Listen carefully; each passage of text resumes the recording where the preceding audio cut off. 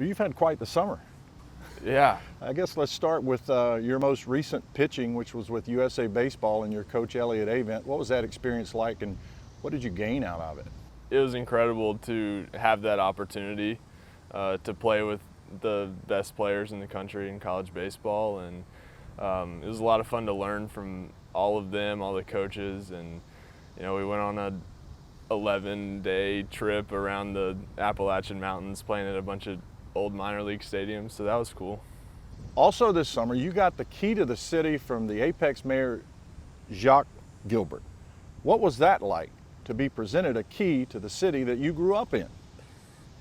That was crazy. I was not expecting something like that at all.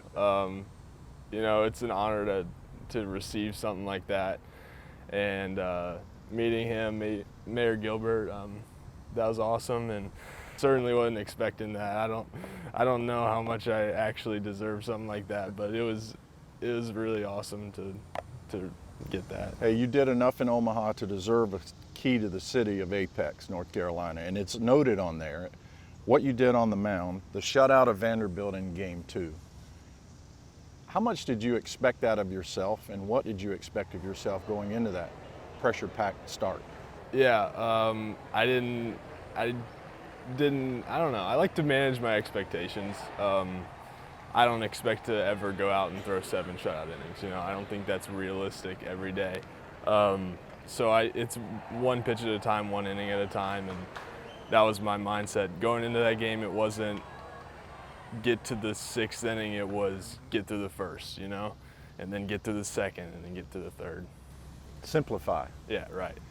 What was really cool is the next morning at breakfast, you had a visitor, former Rice head coach and Hall of Famer, Wayne Graham, wanted to come see you. And I'm thinking, oh, he wants to congratulate you on a great effort the night before. But there was more to the visit. What was the visit about? Coach Graham had actually played with my grandfather in the minor leagues. I think it was AAA in the 60s. My granddad passed away about 10 years ago. But yeah, I was wondering the same thing, maybe he's there. I thought he was there to talk to Coach Avent, and that was a surprise. I wasn't expecting that.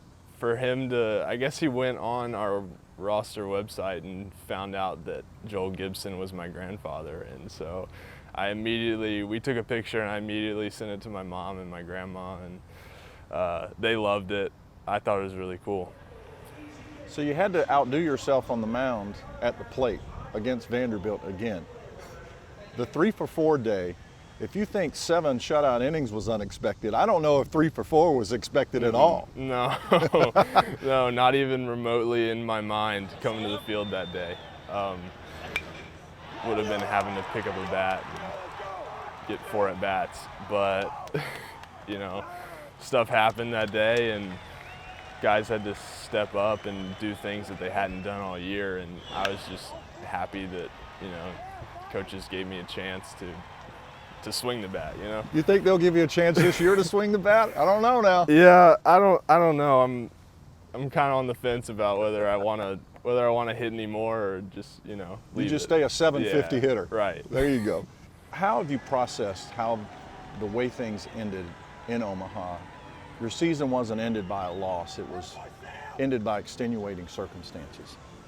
Yeah, it was hard at first. It was hard for a while. I still don't know that I'm necessarily over it, but I don't know you ever get over it. Yeah, I don't know how you do, but it's one of those things that, we came back and we had to quarantine for a week, and then immediately I went back into USA Baseball, and I think that helped a lot, just getting back to the game. And I know a lot of the other guys went and played summer ball. The draft was shortly after that, so a lot of guys got drafted, and I think, that whatever guys did next, kind of took their mind off of it, because that's all you could think about for a week straight. As bittersweet as it was, what was it like to come back to this ballpark and have all the fans greet you guys, and you got to wave one more time to the fans? That was pretty awesome. That was so amazing. It was incredible that, we had that many people here that night, and walking in, I was getting emotional, trying not to tear up, but yeah, that was awesome just to see all the support back here, and craziest thing I've been a part of, you know. So you led the team in ERA, tied for wins, second in innings pitched and strikeouts. When did you start to feel like you could become a dominant pitcher at the college level? I had, I would say, glimpses in the fall where I thought, you know, I had a chance. But then, you know, opening day rolls around and nervous is whatever. And just gradually going through the season, you know, getting that experience, I kind of settled down. And those postseason starts, you know, I had the same mindset every day, you know, and I went out there and tried to execute. So I would say, you know, it grew over as the season went along. You mentioned the word grow, and I love that word because I think that is a part of the process. Where have you grown the most in this season, and where do you have to grow even more? Most of the guys out here in the ACC, you know, they're pretty dominant, and so you have to realize that you're going to get hit around. It's high-level Division I baseball, and so just realizing that, you know, I'm going to get hit around, and I just have to do my best to, you know, make the next pitch. And going forward, you know, there's always stuff that you can improve as pitchers. You know, we're specifically working on like my lower half and getting maybe a little bit better breaking ball for next year. Those are two of the main things. You said earlier you don't put expectations on yourself, but as a program and as a team that gets to the College World Series and was successful as you were last year, what do you think the expectations are for this program moving forward?